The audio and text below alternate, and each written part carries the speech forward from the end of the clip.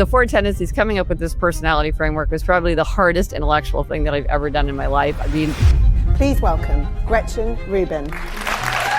The Four Tendencies is a framework that divides people into four categories: upholders, questioners, obligers, and rebels. Upholders are people who readily meet outer and inner expectations. They want to know what other people expect from them, but their expectations for themselves are just as important. Then there are questioners. Questioners question all expectations. They tend to love data, justifications, rationale. They love research. They tend to love to customize. They want to optimize. Does this sound familiar to you, Michael? Quite. Some people love sleep monitoring. My husband loves sleep monitoring. But for some people, research shows that it gets them sort of like overly focused on whether or not they can get to sleep, and it might actually contribute to insomnia. So you want to be very aware. Is this something that's pushing you in the right direction, or is it kind of making you bonkers? Somebody said, hey, we should follow the 80-20 rule and don't be too rigid, and you shouldn't demonize certain food. And if you try to give up too much, you'll fall off the wagon and everything. But then when he said that, I was like, wait a minute. I could just have none. That would be so much easier. One thing I've learned in happiness is like, don't overlook your body. The body, it's always going to color our emotional and mental experience. And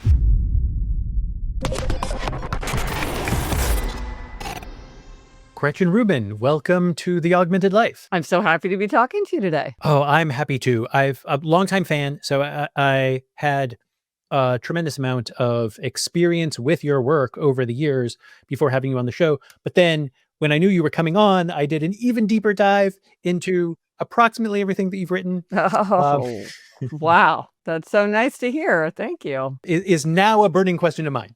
I know from the Four Tendencies that you think of yourself as an upholder. I want you to know that I think of you as an explainer, like full of enthusiasm, right?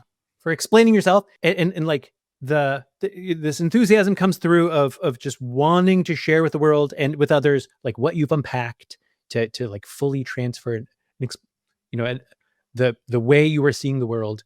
And having just gone through everything that you've written, there's, I think, an amazing thing in your most recent work, starting with Inner Order, but certainly with your most recent work of tremendous restraint in writing in aphorisms. Like, you have to hold yourself back. Did you have to change your process to change in this like fundamental form of output? Well, it's interesting. That's a great question. So an aphorism, for people who don't know what it is, because a lot of people don't, is a kind of a 1 or 2 sentence general observation about human nature that's attributed to a specific person. So with a proverb, that spoke wisdom, like you can't push a rope, but an aphorism is something where Oscar Wilde said it, or Mark Twain said it, or Emily Dickinson said it, or whatever.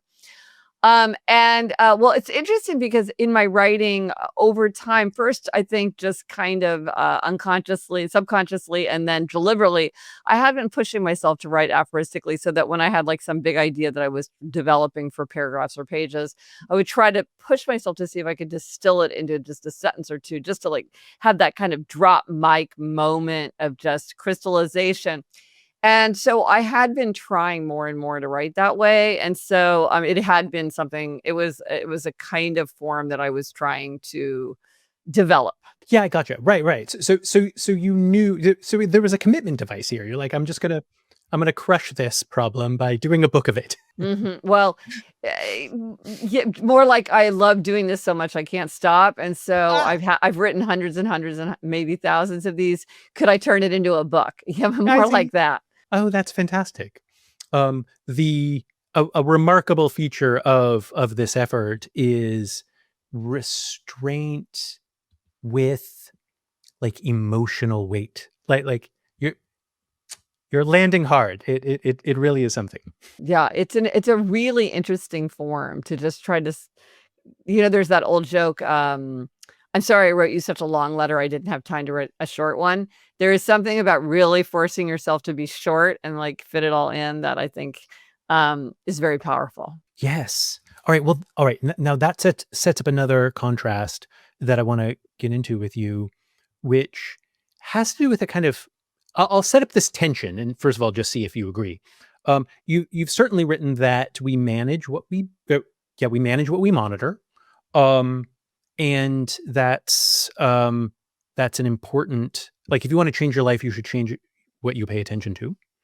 Um, and I'm surrounded with a bunch of instrumentation, kind of, putting this into practice. I've got my smart watch and I've got my smart ring and I've got a connected scale and connected bed, etc. But I think I think many people see the output of these things as reductive. You've got sleep scores and stress scores, and you can close your ring. Um, and that's altogether different than what you're pointing at with the five senses. What it is there is there do you find a difference between, let's call it, reductive measurement versus somehow enriching measurement that is helping you actually be embodied in the world as opposed to abstracted into just a number? How how do you manage that tension? I think this is a good example of the fact that no tool fits every hand, and a tool that works very well for one person might be counterintuitive or counterproductive to another person. So, some people love sleep monitoring. My husband loves sleep monitoring, but for some people, research shows that it gets them sort of like overly focused on whether or not they can get to sleep, and it might actually contribute to insomnia. So, you want to be very aware: is this something that's pushing you in the right direction? Because you're sort of seeing, oh, like if I go to bed earlier, I get more sleep, and that's good. Or is it kind of making you bonkers? Same thing with weighing yourself every day. This is something that people who weigh themselves every day tend to maintain their weight more consistently over time. But for some people, it's not a useful tool. It's not a healthy tool.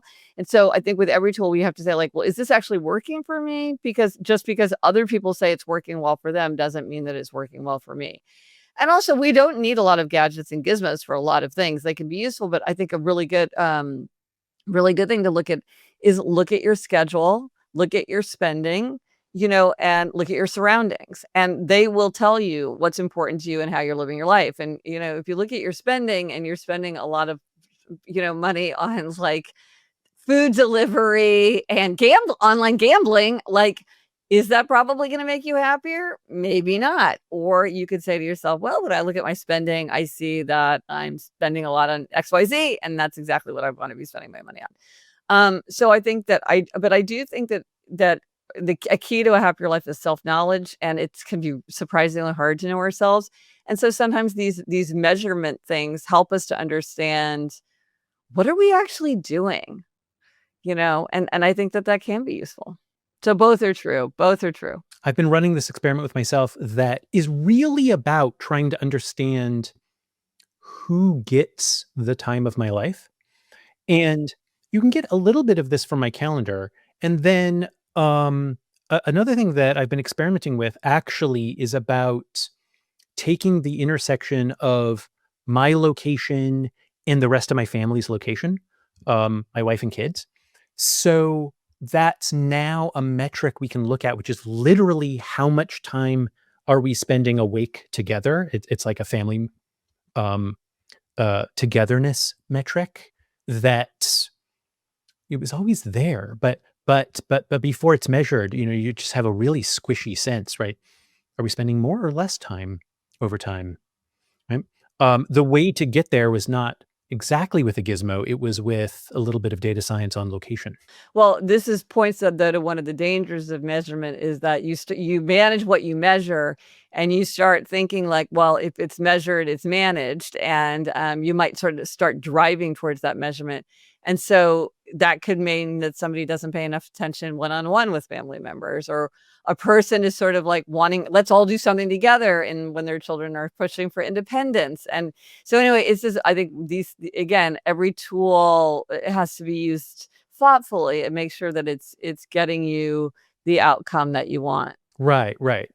Now, broadly, it seems to me like you're on the edge of agency versus over optimization. Like another way to think about Ooh, this, that's very right? well put. Yep. Yep. Yep. How do you catch yourself from over optimizing? Well, I think it's just really making sure what you're measuring and whether it's doing what you want. Like, for instance, as a writer, one thing I very much caution people against is writing to word limits, because it's very, very common for writers to write 1,000 words a day, 2,000 words a day, whatever. But I don't know. As a writer, one problem is padding, which is writing long instead of writing lean and brief. And I know as a writer that it's easier to write long on one idea than it is to write short on one idea and then switch and now talk about a new idea, because it's just easier to sort of like blah, blah, blah, blah, blah, blah. And so I always say to people, this is fine, but if what it's doing is it's just bloating your writing because you're just writing what's easiest because you're trying to get to that limit, that can be very dangerous. Now, on the other hand, I do something similar myself, which is once I have a whole draft, I will pick an arbitrary number out of just like, I'll just pick like 2,700 words today, and I'll go through and I'll be like, I wanted to cut 2,700 words out of my draft without losing any ideas. And I do that because I want to just suck that bloat out, and I do it sort of arbitrarily. And the number there, it really is. I'll just like make up a number that seems auspicious, and then drive toward it. And so again, you'd be like, well, but maybe that would be bad. And in fact, sometimes my writing can get too tight. I can cut down into the muscle because I just love to cut and cut and cut, and then it gets too dense. So again, like I have to be like, okay, I don't want it to feel fluffy, but I also don't want it to be so dense that people are hacking their way through my words. So it's all these tools have to be used wisely. Yeah. It strikes me that if I was to adopt this, it would actually help me write faster also, because I think maybe too much pressure on being aphoristic in the first draft, right? Like if you know you're going to go through and do some cutting, then you can maybe lay down faster. What do you think your ratio is of effort spent on creation versus then that refinement? I edit a huge amount. So a lot of times when I'm writing, I'm just like writing not I mean, I'll self-edit a lot when I'm doing it, but I am more trying to cover the ground so that I can get through my ideas and then start really like making it tighter and more elegant. But for me, with a lot of my books, it's like, where am I going to talk about a certain idea? Like sometimes there's an idea where I'm like, well, it could be here, it could be there. And so I sort of have to kind of put it in somewhere and then maybe move it around. So it doesn't make sense to really polish something because transitions might change, context might change, timeline might change. And so I'm really trying to lay down that first draft. And then I edit like for just endlessly edit. This push-pull, it happens in software engineering as well. Like you can write for compactness, which will take you more time to produce fewer lines of code, or you can just try to, craft something up and go fast. And there patently is no optimality. There's just opinions. Right. So it's good to just know that there's more than one way to get it done. Yeah. One of the reasons I wanted to talk to you about this is that I think of myself as a hacker. And in hacker culture, we share knowledge. So presentations are really big in hacker culture, and then so is tools. So you want to make a little tool. Sometimes it's a proof of concept, or sometimes it's like a reusable tool, and it's a real gift culture. And I wonder. It certainly. My perspective as a reader is that you are more than just a writer. You are actually also a tool builder. Like I recognize you as a fellow hacker. Good. Have you thought of yourself this way? Like, there's a transition from killer writing to I'm actually making instruments. The Four Tendencies is an insight, but then it's also a tool to help you find yourself. Like you're tool building, right? No, I didn't think of it in those terms, but that's exactly right. Especially with the Four Tendencies quiz and some other quizzes I have, like what's your most neglected sense or habit for happiness. Yeah, those are definitely tools. But even in my writing, I'll be like, are you a book person or a tree person? Are you an opener or a finisher? Are you a juggler or an aerialist? Trying to help people recognize themselves and just with these terms. Yeah.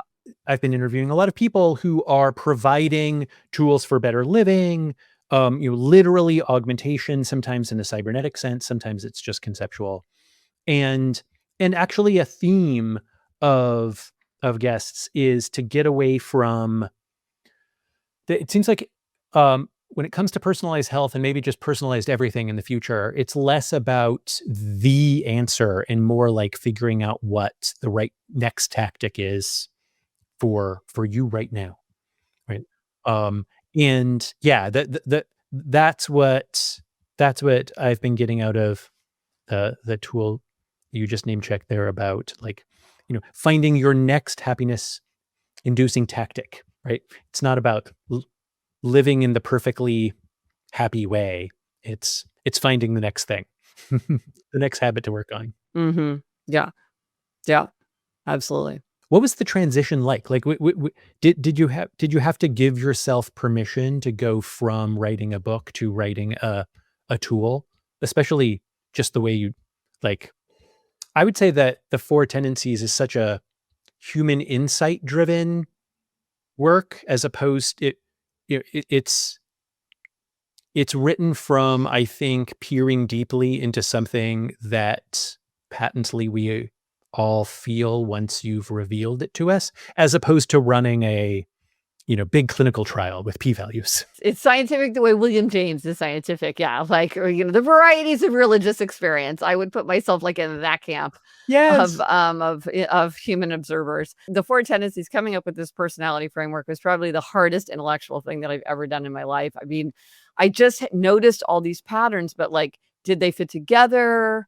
Was it part of a single pattern? How many variations was it? Like, I had no, I just sort of had this dim sense that there was some deep underlying question or issue that would kind of explain all of these oddities that I was seeing and how people could make or break habits. Because it's funny, because in habits, people would be like, well, you should do this. And I'm like, well, that works, except for all the people for whom it doesn't work. So what about them? Because a lot of times people will be like, this is a great thing. And then they just ignore everybody who's left out. And I'm like, but I want like a comprehensive framework. And so coming up with the Four Tendencies, like I remember just the ecstasy of realizing that my framework was complete and that everything was included and nothing was left out and everything was connected, kind of like a fern frond. I felt like I've always loved the periodic table of the elements, just love it. And I felt like this is like a periodic table of the elements for this aspect of human nature. It was so exciting. Wow, that's a killer analogy because, of course, Mendeleev figured it out even though there were gaps. Well, there still are gaps, aren't there? I think there still are some that are not filled in. Critically, there were like, subatomic number 50 gaps, and those got filled in, which is like brilliant. No, it just shows like, right. Well, should I explain what the Four Tendencies are since we're talking about it? Oh, yes, please. Okay, so the Four Tendencies is a framework that I discovered, that divides people into four categories: upholders, questioners, obligers, and rebels. And it does this by looking at a very narrow but significant aspect of your nature, which is how you respond to expectations, which sounds very boring, but turns out to be really, really juicy. So we all face two kinds of expectations: outer expectations like a work deadline, and inner expectations like I want to keep a New Year's resolution to get more sleep. So depending on whether you meet or resist outer or inner expectations, that's what makes you an upholder, a questioner, an obliger, or a rebel. So in your mind, imagine not like a 2x2, but a Venn diagram of four interlocking circles, like in a diamond shape. Each of these overlap with two. So upholders are people who readily meet outer and inner expectations. They meet the work deadline. They keep the New Year's resolution without much fuss. They want to know what other people expect from them, but their expectations for themselves are just as important. They tend to love schedules, to-do lists, calendars. They don't need a lot of accountability or supervision. They're very focused on execution. Their motto is discipline is my freedom. They can be rigid. Then there are questioners. Questioners question all expectations. They'll do something if they think it makes sense. So they're making everything an inner expectation. If it meets their inner standard, they'll do it no problem. If it fails their inner standard, they'll push back. They tend to love data, justifications, rationale. They love research. They tend to love to customize. They want to optimize. Does this sound familiar to you, Michael? They're sometimes told they ask too many questions. They sometimes fall into analysis paralysis because they want perfect information before they make a decision or move forward. And in life, we often don't have perfect information. So their motto is, "I'll comply if you convince me why." Then there are obligers. This is the biggest group for both men and women. This is the one the biggest number of people belong to. Obligers readily meet outer expectations, but they struggle to meet their inner expectations. So these are the people who say, "Why can I keep my promises to other people, but I can't keep my promises to myself?" And it is not a matter of self-care or putting yourself first or setting your priorities. It is a matter of, do you have outer accountability, even for an inner expectation? So if you want to exercise more, work out with a trainer, work out with a friend who's annoyed if you don't show up, work out with a dog who's so disappointed and then tears up the furniture, raise money for a charity, think of your duty to your future self, think of your duty to be a role model. There are a million ways to have outer accountability once you know that's what you need. Obligers are great leaders, team members, friends, colleagues, because they're the ones that go the extra mile. I've had employers say they only want to hire obligers because they are the people that go the extra mile. Um, but they can get burned out and they get frustrated because they're not meeting their expectations for themselves. So their motto is, "You can count on me, and I'm counting on you to count on me." And then finally, rebels. This is the smallest group. So rebels, they resist outer and inner expectations. So they do what they want to do in their own way, in their own time. They can do anything they want to do. They can do anything they choose to do. But if you ask or tell them to do something, they are very likely to resist. And typically they don't tell themselves what to do. Like they don't say, "I'm going to sign up for a Saturday 10 a.m.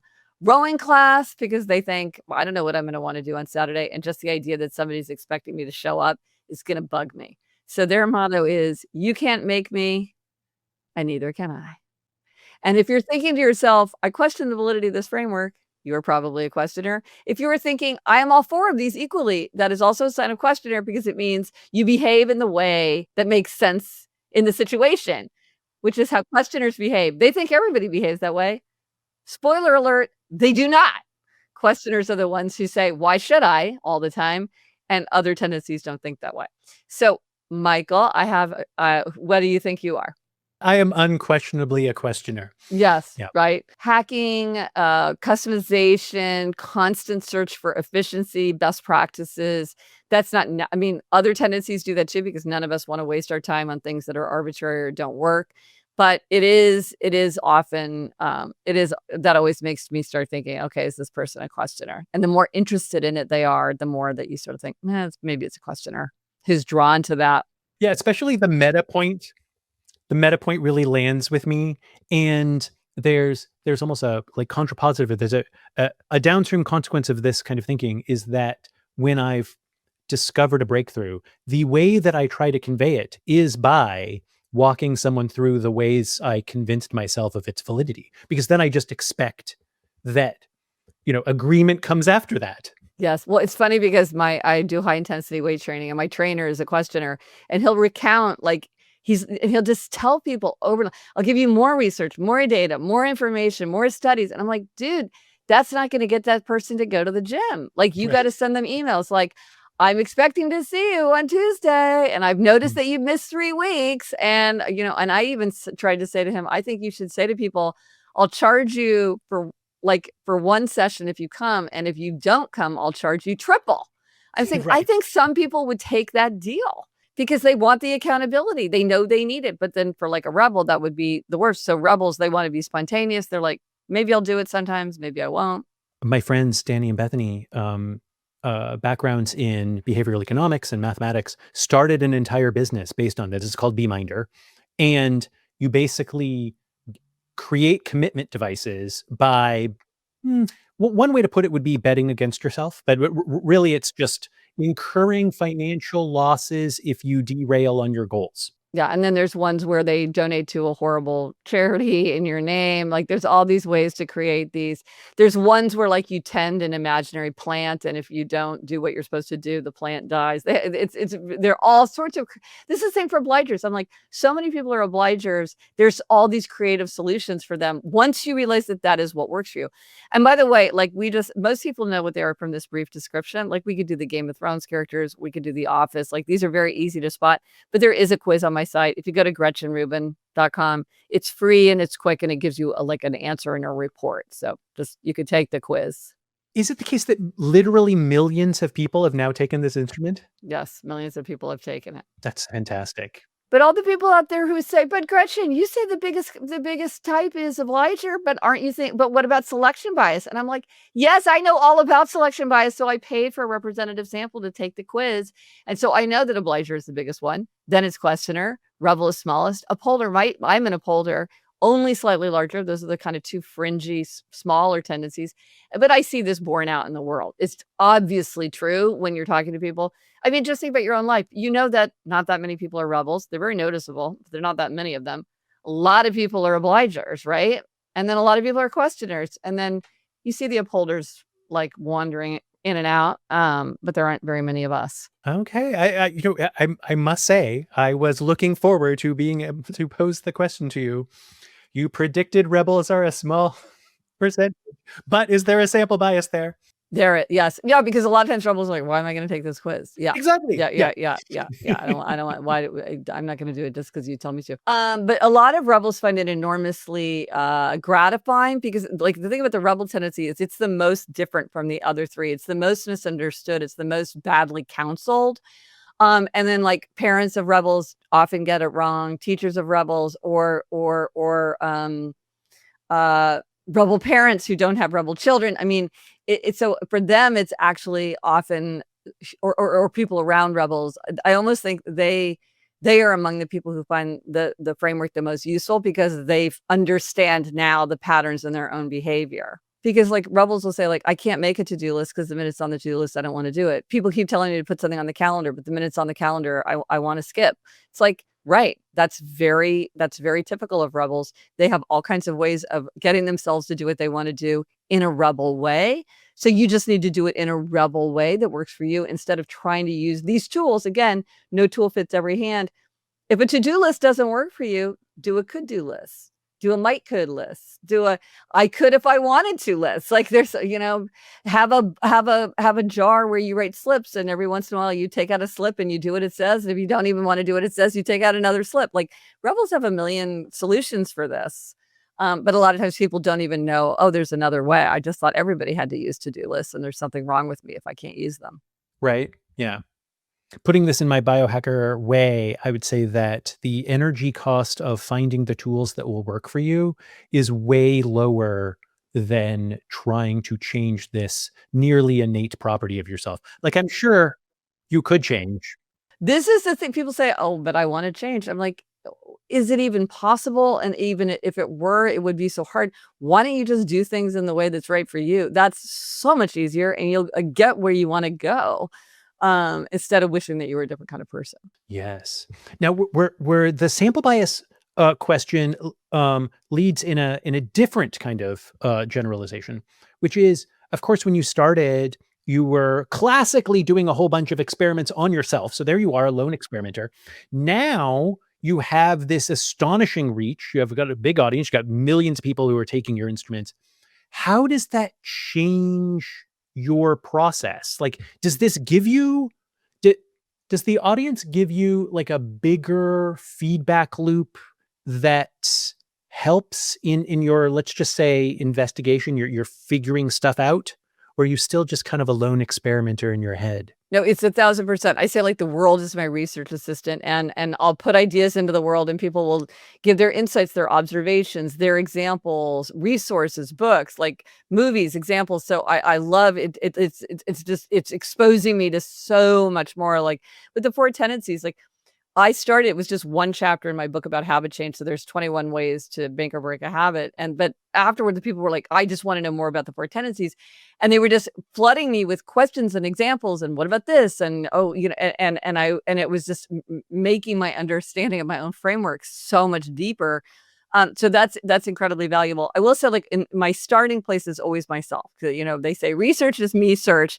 And I always start with myself. And I find this really useful because a lot of times, and I don't know if you see this, Michael, but there'll be people who will write whole books and everything sounds extremely plausible. But I'm like, I don't believe for 1 second you've tried any of that or you've pushed back on that or you've talked to an actual person, because it all just sounds too neat and tidy. I read a book about somebody about meditation. I'm like, I am not convinced that this person really actually meditates. Because it just was all too easy. It was all exactly, it just felt like exactly what you would predict that somebody would say. And people are messy and things don't work. And like, I remember like one thing, and also it's hard. We just assume that everybody sees the world the way we do, or we assume that because something is true of everybody, it's true for us. And I had an amazing example of this, and this is a very biohacky thing. I have an intensely strong sweet tooth. I've always had just a craving for sweets. And it's so boring to manage. Like, now, later, 2, 3, it's my birthday, it's raining, it smells so good. I resist. Oh, then just 1, now it's 2, only half. Anyway, so boring. And then I was reading, I love Samuel Johnson, Dr. Johnson, and I was reading some conversations with him, not even his writing, just like table talk. And there was this anecdote told that Dr. Johnson was at a party and someone asked him if he would take a little wine. And he said, I can't take a little. Moderation is as difficult to me as temperance is as difficult to me as abstinence would be easy. Temperance is as difficult to me as as abstinence would be easy. Sorry, I got tangled up in my Honda. So what he's saying is it's easy for me to have none, but I can't have just a little. Right. And when I read that, I was like, oh my gosh, that is me. I could just give up sugar. Oh, right. I could just have none. Right. That was like 13 years ago. Nice. And I don't eat sugar. I don't eat carbs. So like, I don't eat flour. I don't eat rice. I don't eat starchy vegetables. I don't eat fruit. That's where people really think that you're going bonkers, is when you say like, oh no, I don't eat a mango. But it's so amazing because now I have no sweet tooth and all that boring noise just went away. It's been so good for my health. I love everything about it. It's not for everyone. I'm not saying that everybody should give up sugar because most people don't want to, which is fine. But it is the kind of thing where somebody said, hey, this works for me. And this is an approach you could take because, in popular culture, I was like, we should follow the 80-20 rule and don't be too rigid. And you shouldn't demonize certain food. And if you try to give up too much, you'll fall off the wagon and everything. But then when he said that, I was like, wait a minute, I could just have none. And the minute the thought occurred to me, I was like, I felt tremendous relief. I was like, that would be so much easier. And it is, but somebody had to say like, this is a possibility, because it had never occurred to me that I could just quit. Because a lot of times people will say, well, it isn't possible. And I'm like, well, of course it's possible. You just may not want to do it, which is fine, but you can't say it's not possible. Yeah, I do feel like I run into exactly this failure mode when I'm explaining certain things that I've worked out or even giving advice. Like, I just can't shut up about multi-day fasting. I'm so grateful that I tried that first time. I got over my fear. I was like, I'm doing this, and I did it, and it's great. And no amount of enthusiasm about this in front of my friends has convinced very many of my friends to do this. They don't doubt that I do fasting and enjoy it. Some people use fasting in different ways. Do you mean actually like time limited eating? I'm drinking water, but otherwise not eating. Yeah. For how long? 3 to 5 days. Huh? 3 to 5 days. So you're truly fasting. Okay. Yes, exactly. Yeah. Because sometimes people are like, I fast every day from like 12 to 8. I'm like, that's just limiting your eating. I mean, I don't know that I would call that fasting. That just means like you're not having a midnight snack and you don't eat breakfast. Right. You're actually fasting. That's right. No, I am in such hard agreement. Like, I honestly feel like there's like I could like there's something wrong with our society when Yes. fasting That's is considered fasting. Yes. You're like, that's called meals. Yes. yes. You cannot call a system of eating every single day fasting. Come now. Yeah, it's interesting because I've seen mixed research on this. I've seen difference for men and women, but what I always think is great is like data point of one. Try it yourself. If this sounds like something like I'd be interested in this because some people have amazing results. Yeah, right. So there is something that maybe this is connected to my tendency. Like once I have the intellectual conviction, there's no willpower, right? It's That's just like, questioner, man. That is it. Once the inner expectation has been met, behavior follows. And this is why if a questioner, and maybe you've encountered this in your audience, if a questioner is stuck, if they're like, I don't understand it, I'm really deeply committed to exercising, yet I kind of can't seem to get going. I'm always like, I bet it's clarity. I bet your questioner self is not truly convinced that you have decided the best way for you to exercise. You still haven't really made up your mind. Should I be doing cardio? Should I be doing high intensity? Maybe I should be doing balance training.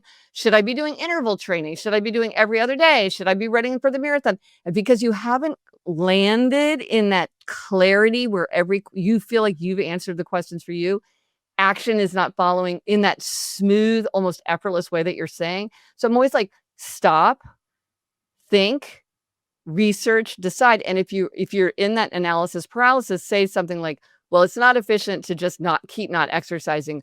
Let me decide best guess right now, and then I will learn from there. It will work, and I'll learn, is this a great tool for me? Do I want to switch tools? I will learn even if it's failing, but it's not efficient to just hold back. To do nothing is less efficient than to do something. So again, that's the questioner idea of efficiency, rationale. But yeah, because there is that feeling of like, once you've made up your mind, it just like, then you're just like, yeah, of course, if I've made up my mind that fasting works for me, I'm going to fast. The CT obligers, this is very mysterious. Yes, exactly. Right. Yeah. Yeah. So Yeah. they will They're just like, blink what the at me. They're heck? like, Yeah. Like, you don't seem to be lying, but this does not seem to be a thing I can do. Yes. Exactly. And it isn't something that comes easily to them. And that's why they need outer accountability. That's why they need things like coaches or accountability groups. I've heard of funny things where like two guys that I knew, they would go to the gym together. They wouldn't work out together, but they would just go at the same time. And then when they would leave, they would exchange a shoe. So it's like, oh, Michael, you have to go because if you don't go, I can't work out because you've got my shoe. Right. And so now, or like one person was like, they had like a private gym. So he gave his friend the key to his own gym because he's like, well, now I have to go to my gym because, whatever. So there's all kinds of ways that you can do it once you realize that that's what you need. But see, sometimes upholders and questioners will give, if you don't know about the framework, you can give them bad advice. Like you could say something like, well, I don't want to be your babysitter. You should just do it in the way that's right for you. And it's like, well, that's not good advice for an obliger because they need like, well, what is the accountability? They need some kind of accountability structure. But yeah, what I often have to do is give myself almost like an excuse to act now and optimize later. Right. Like you just saw me do where I was like, phrase. Oh, I'll commit to revising in the future, which will allow me to write fast now. So you don't get stuck in the analysis paralysis phase. Yeah, exactly. Do you just like being asked questions? That's a thing. That's not true of all questioners, but many questioners, strangely, they like to teach, but they don't like people asking them questions. It's a very noticeable pattern with some questioners. Oh, that's interesting. I guess I have some sort of social footing where I feel like all human beings are my fellow figure it outers. So when you question me, I'm not thinking about that being some sort of attack against my authority as an invitation. Not that kind of question. That's teaching. I mean questions like, where are we going for dinner? What time are we leaving? Did you call your mom? Oh, yeah. Just like answering day-to-day questions. Not because you're talking about teaching.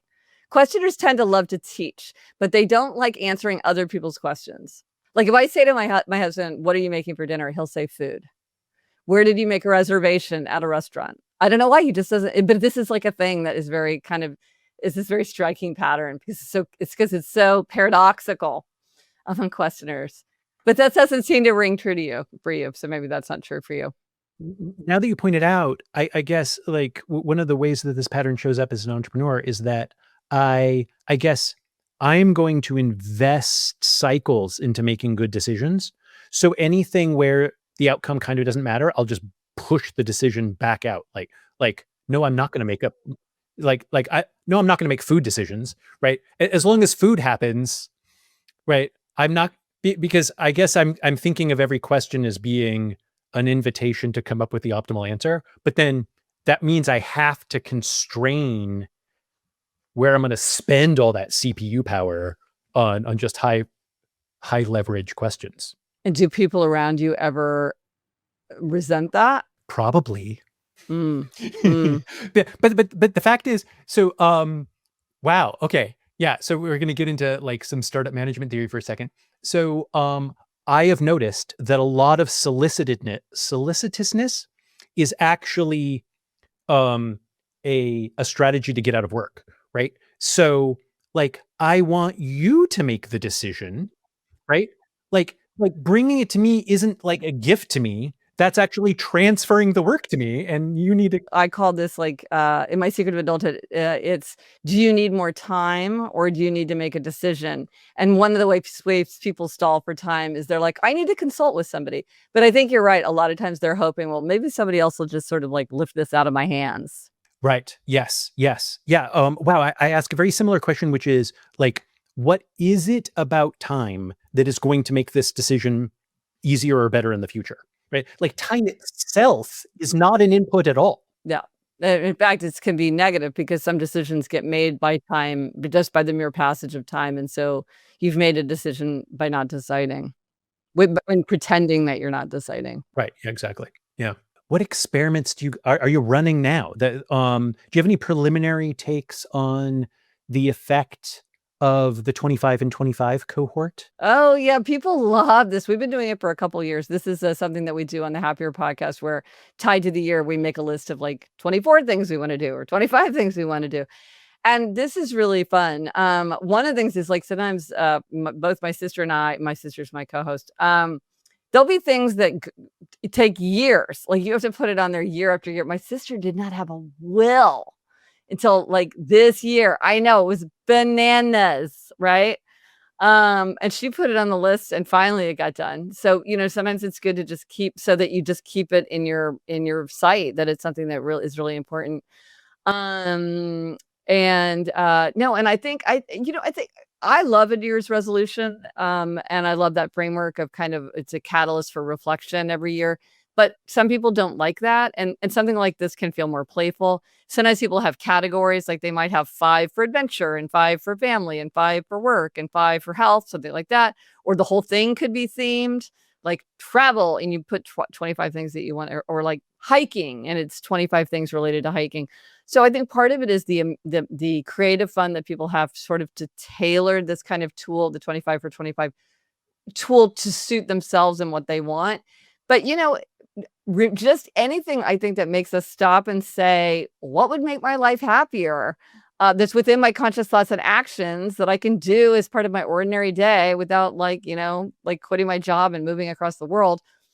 It's just, we're so much more likely to do those things if we think about them.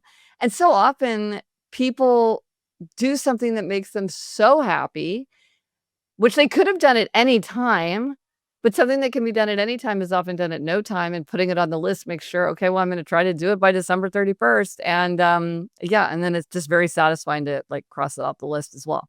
I've been making a conscious practice of seeking out the feeling of awe. And instead of just like letting awe happen, I'm like, nope. We're going to be an awe-seeking family. But what does that mean, right? Like how do we translate that into action is just almost like a fun brainstorming exercise. But the forcing function is, it's about asking the question, like, how are we going to seek awe? I visit the Metropolitan Museum every day, and I feel like that's a good way to that's kind of a way that I don't have awe every time, but I have awe a lot of times. I realized late-ish in life, I realized in my 40s that I all every like many of the things that we're talking about, um, seeking out happiness, optimizing my life, I was approaching in this real intellectual way. I saw myself as a brain on a little stick figure body, and the purpose of the stick figure body was to like move my brain around, and it's the brain that's doing everything. Right? Um, and so I'm like in the process even now of becoming more embodied, like realizing that sensory input is a thing that I need to consciously tune into. And similarly, of course, there's this arc in your work culminating in an extraordinary book on the topic. Yes. No, the metaphor I use is that I was the my body was the car that my brain was driving around. Yes, right. Yeah. No, and I completely agree. For some people, I think it comes back very naturally to dial into their senses, but I think that for some of us, it takes a lot of like very, very conscious practice. Well, and in fact, one of the quizzes, again, if you love a quiz on my site, is what's your most neglected sense? Because what's interesting is almost everybody has like a sense or two that they really love and that they turn to for comfort and pleasure, and they love adventures and they're trying to learn about it and they talk about it with other people and they share experiences with other people. But then there's ones that you kinda neglect, and that's really a useful thing to know because that's where you have low-hanging fruit because you're having all your fun with your appreciated sense, but when you know your neglected sense, it's like, well, what could how could I use this sense for more comfort and pleasure, and how could I use it to connect with other people or have adventures or and so that's a super fun quiz to find out what's your most neglected sense, and it's funny because when I did it, I thought about, like, your idea your question about, like, do I learn from my own tools? I thought that basically no one would have sight as their most neglected sense because we're wired for sight, and it's a huge part of the brain, and what I found is that it's, like, surprisingly evenly distributed among the 5, and the thing about sight is everybody uses it for utility, but people don't use it for pleasure and comfort and fun and adventure, and even people you like, I remember talking to, like, a movie producer who said, "I use sight all the time in my work, but when I'm like, for pleasure, I have it's music. I play music, like, shut my eyes and I listen to music. I love sound baths." Like, her most appreciated sense was hearing. Now my least my mo le most neglected sense is taste, which is probably one of the reasons that it's easy for me to give up sugar because in the end, I'm not much of a foodie, right? Like, I have a really strong sweet tooth that I really don't care that much about food and taste. That was my neglected sense, but even for someone like me, I found all these ways to bring it into my life. So it's interesting, it's pretty evenly distributed. If you had to guess, Michael, what do you think your most neglected sense is? What are you least interested in? Seeing, hearing, smelling, tasting, touching. Well, okay. Um, perhaps this will reveal the depth of my research. I think it is the case that you had a working title before the final title that was something like the 10 senses. Is that right? Yeah, well, yes, because I was gonna count all the other yeah, there's a lot of Right? other senses, right? Yes. Yes. These are the 5 glamorous senses. These are the ones we talk about and, like, little kids know about. Like, the other ones, those are more like they're running under our consciousness, right? Where they're not within our conscious control, and we really only notice them if something goes wrong. So they seem very different. Well, I want to cheat with my answer because it is interoception that I've been neglecting. And I am a longtime meditator, but in this very at first, when in the early days when I started meditating as a teenager, it was in this very dry kind of intellectual tradition. It was very there's an object to your attention. It's a concentrative practice, and this really helped me with pain management. I had a cluster headache problem for decades, and the there's absolutely no question that the Theravada tradition of meditation that I had stumbled into really helped. But it almost accelerated my disembodiedness, and and it's only this decade in my 40s that I've learned some Tibetan meditations and discovered how emotions are these really embodied feelings. I mean, it was always happening. I just didn't notice. So you didn't notice like, oh, I have butterflies in my stomach, or my knees are shaking, or I feel like I've got like something is in the pit of my stomach, or you didn't experience that kind of physical feedback on your emotions. I was at war with them. So Mm. so my Mm. relationship with butterflies in the stomach was that if I wasn't careful, that would distract me from the important intellectual Ah, capabilities of this brain. interesting. So I was thinking of interoception as perhaps like A distraction. pain, right? Like one of those things that's sort of getting in the way of me, solving problems with math or whatever. Mhm. And that the body had to be tamed and silenced so Yes. that the mind could have a kind of a Yes. purely, like, focused and, not distracted. Yeah. No, I mean, if there's one thing I've learned in happiness, it's like, don't overlook your body. The body is, it's always gonna color our emotional and mental experience, and, things it's funny, people grope for these very fringe solutions to things, rare, minerals that they need to take, and, no, it's like, it's just but I'm like, "Are you doing the basics? Do you get enough sleep? Do you get movement? Do you have do you get light in the morning?" Uh, research is coming to grips with caffeine. Turns out it's pretty good for you, or it's, or at least mixed, and, start with those things, and then you can, and so many people, they don't do the basics. Jump straight to the peptides and the toad venom. Oh, yeah, it's just some, ankle bracelet of bronze that's gonna, realign their whatever. Yeah, it's just like the basics. Yeah, the real basics. Now that I've been working on this interoception, I would say I have this pet theory that um these embodied intuitions are evolutionarily older than like the part of the brain that's thinking in words. And it really is the the evolved decision guidance system of mammals. So there's a signal there. We had Cassie Kozyrkov off. She was on the show. She was Google's first chief decision officer, and you know she literally trains decision making mathematical models. And her major lesson was feelings are data. Not all Um, data comes from calculators. Yeah, like it's right. okay to tune into this stuff. Yeah, that really helped me. So I'm still on this journey, I think, of paying attention to what's going on up and down the spine. Mhm. Right. Yeah. Well, this has been a fantastic conversation, where we've covered a lot of ground.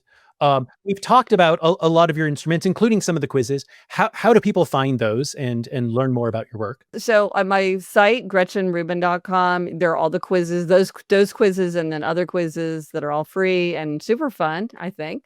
And then I have a podcast, Happier with Gretchen Rubin, which is a podcast that I do with my sister, and it's all about very practical ways to make yourself happier, using science, ancient wisdom, pop culture, our own experiences. I have a Substack called Secrets of Adulthood. That's like kind of teaching stories, if you like a teaching story. I have my regular newsletter that's called Five Things Making Me Happy, which is exactly what it sounds like, Five Things Making Me Happy.